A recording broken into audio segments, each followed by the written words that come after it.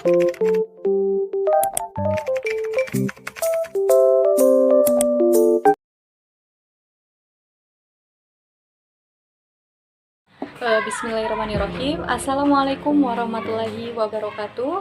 Perkenalkan, nama saya Tri Fitria dengan NPM C1C019024.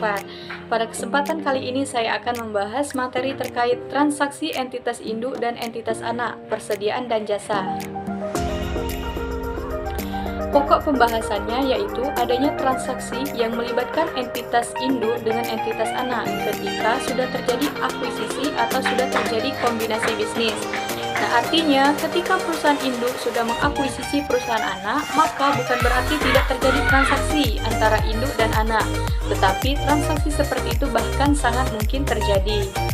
Nah, karena motivasi melakukan kombinasi bisnis yaitu salah satunya manajemen laba, misalnya perusahaan induk menjual barang dagangan secara besar-besaran ke perusahaan anak karena ingin meningkatkan angka penjualan. Jika menjelang akhir tahun penjualan itu dihitung, ternyata turun drastis, itu sebabnya adanya transaksi hubungan istimewa antara induk dan juga anak. Namun, transaksi tersebut tidak boleh muncul pengaruhnya di laporan keuangan konsolidasi, tetapi yang boleh muncul dalam laporan keuangan konsolidasi adalah transaksi kepada non-afiliasi selain induk dan anak. Nah, baik adanya transaksi penjualan antara perusahaan induk dan perusahaan anak, perusahaan induk tetap melakukan pencatatan, sebab itu transaksi penjualan. Dan ada buktinya. Begitupun perusahaan anak akan tetap mencatat penjualan itu sebagai transaksi pembelian.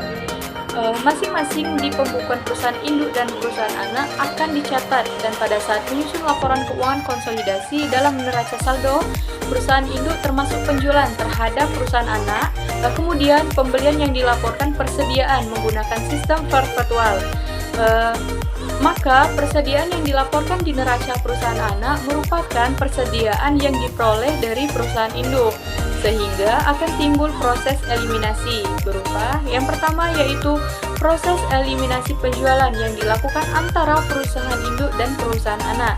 Yang kedua, jika perusahaan anak membeli persediaan barang dagangan dari perusahaan induk dan barang dagangan tersebut terjual kepada perusahaan non-afiliasi, maka penjualan yang boleh diakui adalah penjualan yang dilakukan perusahaan anak kepada perusahaan non-afiliasi.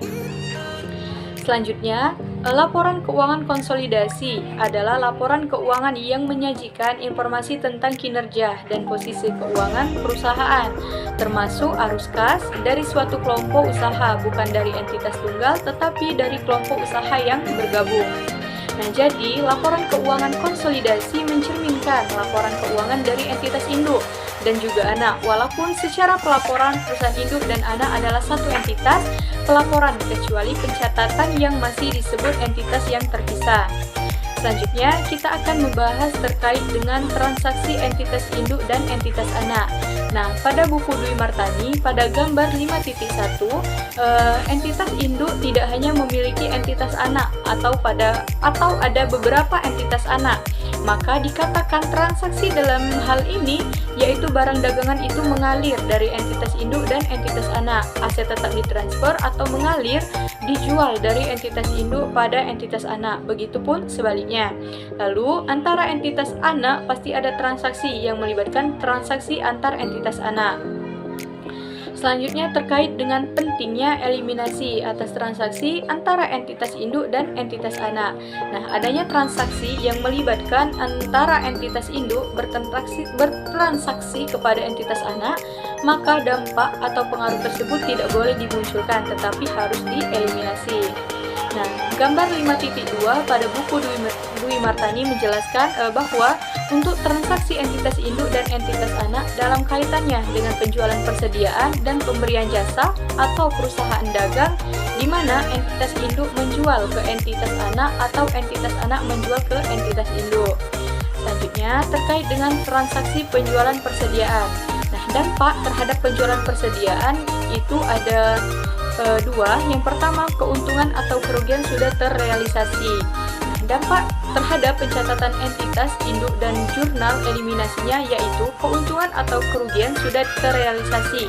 ketika barang dagangan yang dijual entitas induk kepada entitas anak dalam periode yang sama dan sudah terjual seluruhnya oleh entitas anak ke entitas non-afiliasi. Yang kedua, keuntungan atau kerugian yang belum terrealisasi, penangguhan keuntungan atau kerugian. Artinya, seandainya entitas induk menjual kepada entitas anak di tahun 2019, maka sampai di tanggal 31 Desember 2019 ternyata barang dagangan yang dibeli entitas dari entitas induk belum terjual, maka keuntungan atau kerugian transaksi jual beli antara induk dan anak itu belum terrealisasi, sehingga harus ada eliminasi di pencatatan yang dilakukan entitas induk berupa penangguhan keuntungan atau kerugian tersebut. Contohnya, untuk penangguhan keuntungan atau kerugian, jika transaksi hulu, maka penangguhannya secara penuh. Namun, jika transaksi hilir, maka penangguhan keuntungan atau kerugian itu dipengaruhi oleh persentase kepemilikan saham entitas induk terhadap entitas anak. Sedangkan penjualan yang boleh muncul di laporan keuangan konsolidasi adalah penjualan dari entitas anak ketika menjual kepada entitas non-afiliasi. Sedangkan HPP atau harga pokok penjualan, artinya harga perolehan atas barang yang terjual.